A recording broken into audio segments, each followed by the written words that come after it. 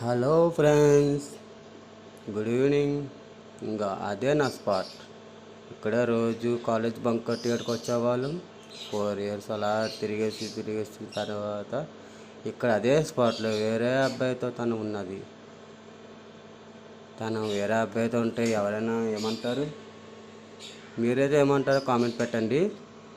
నేనైతే దగ్గరికి వెళ్ళాను, 4 వేసాను. తన ఫోన్ నేలకేసి కొడితే ఫస్ట్ టైం ఫోన్ పేలడం చూశాను నేను. కొట్టుకొని ఫోన్ పేలిపోయింది. ఆ తర్వాత తనకు ఏమైందో తెలియదు. మరి కొత్తగా ఇప్పుడు తన ప్రేమ సముద్రం అంట, అది ఒకటి ఉంది.